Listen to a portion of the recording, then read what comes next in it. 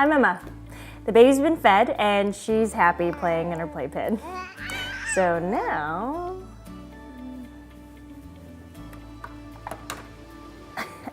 now I get to eat my lunch. Yep, just in time.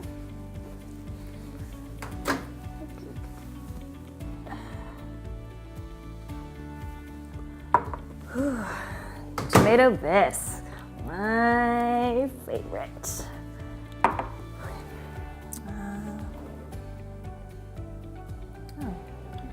Uh-oh. No more spoons. No way. I'm here as a nanny for the Knoxes. I'm a baby watcher, not a dishwasher. It's not my job. Someone else will get to that. But how do I eat my soup? Well, I suppose I could take some initiative. Initiative is seeing what needs to be done and doing it. And I can clearly see something that needs to be done, but I didn't make that mess. I mean, should it be my responsibility to clean a mess I didn't even make? I'm not so sure. Maybe today's story about Nehemiah will help me decide what to do. But until then, I'm eating my soup.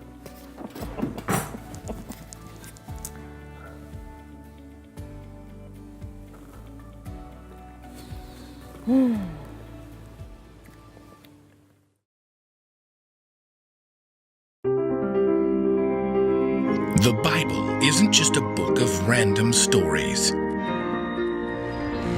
It's 66 different books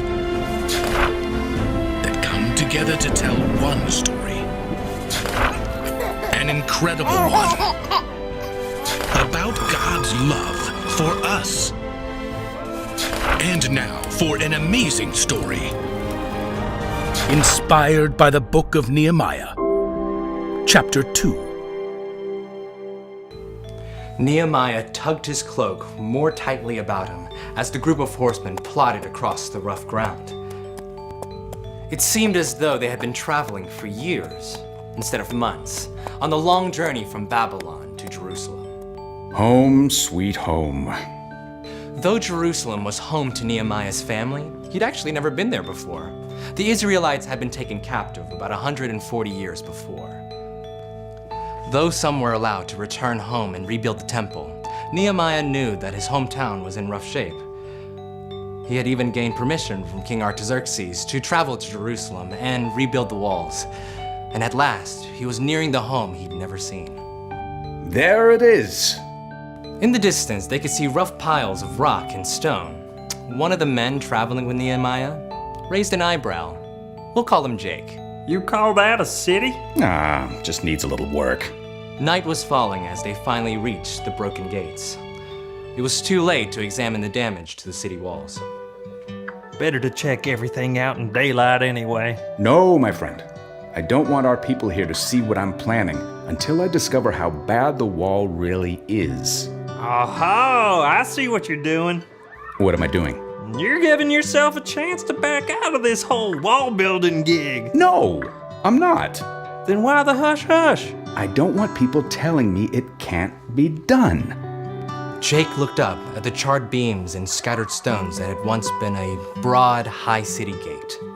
It can't be done. We'll circle the city at night. Soon, after we've had a rest. Inside the ruined walls, the men found more devastation.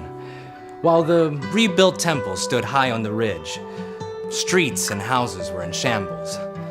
Firelight flickered from the few homes that had just been repaired. Where's the welcoming committee? A scruffy, knobby-kneed donkey wandered up to chew on Nehemiah's saddlebag. I think this little fella's it. Over the next few days, Nehemiah greeted the priests and officials who lived in Jerusalem, but he didn't tell them why he'd actually come. At night on the third day, he gathered Jake and a few friends to check out the wall. You want to ride the donkey? It's probably more sure-footed than I am, so, sure. The small group snuck out through the nearly destroyed Valley Gate in Jerusalem's western wall. What wall? All I see is rubble. By moonlight, The men picked their way over small stones and huge boulders that had once been part of the wall. That's the Jackal Wall ahead. And there, the wall starts to curve back north at the Dung Gate. What? You just said... That's the name of the gate, okay? Okay. The men followed the remains of the wall around the southern end of the city and doubled back north. Nehemiah's heart sank as the moonlight outlined the jagged mounds of charred rock just ahead. Can you still call it a gate if you can't actually get through it? Let's go around, little fella. If the donkey can't make it through, I don't think any of us can. Finally, Nehemiah turned back to return the way they had come. He stared at the jagged wall to their right, more gaps and holes than an actual wall. The wall is so long, thicker than a man is tall, taller than several of you standing on each other's shoulders. What? You actually thought you could rebuild it. I still do, with God's help. My friend, this is a fantastic job for someone else. I'll tell everyone our plan tomorrow. Let the officials know. What? You're serious? No! Nehemiah must have known that the plan was nearly impossible. But the next day, he shared his plan with the priests, nobles, and officials who gathered before him. You can see the trouble we're in. Jerusalem has been destroyed. Fire has burned up its gates. Excusez-moi, but you are not telling us anything we do not know. Come on, let's rebuild the wall of Jerusalem. Okay, that is new. If we have walls, the people won't be ashamed anymore. Is that not a bit, how you say, pie in the sky? Oh, trust me. That's not gonna stop this guy. God is gracious. He's already helped by giving me favor with King Artaxerxes. We have his permission, and we can even use trees from the royal park for beams. What do you say? I say, let us start to rebuild the wall! The God of heaven will give us success. Nehemiah grinned as he gathered several of the officials to begin planning. The job was big, but he knew God had chosen him for the work and would give him the strength to carry through.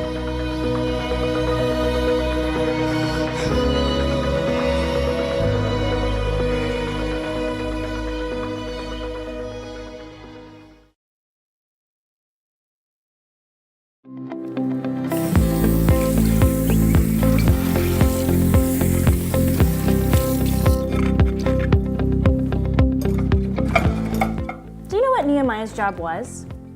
It was his job to taste the king's wine before the king did, just in case it was poisonous. The king must have trusted Nehemiah a lot. Do you know what Nehemiah's job wasn't? Rebuilding the broken down wall of Jerusalem. And yet Nehemiah left his trusted position with the king so he could do something that wasn't his responsibility. Nehemiah didn't have to organize a plan to rebuild the wall. He could have just waited around for someone else to do it. And that's what other people were doing. Other people were just as upset about the wall as Nehemiah, but no one was doing anything about it. Have you ever not wanted to do something because it wasn't your job? It wasn't your responsibility? It was your brother who left the toys all over the floor, not you. You weren't the one who drew on your desk. That's not your lunch tray that's left on the table. You don't think it's fair to have to clean up a mess you didn't make. And maybe it isn't fair, but it is helpful. And it's more than that. If you're a follower of Jesus, you should want to point others to him. And one way you can do that is by serving in the way that he did. Jesus served when he didn't have to. He loved people, and that was reason enough. The one thing to remember today is this: don't wait for someone else to do what needs to be done. You can be someone who makes a difference and not someone who just waits around. So I'm going to clean these dishes. That way I'll have a normal sized spoon next time I eat soup.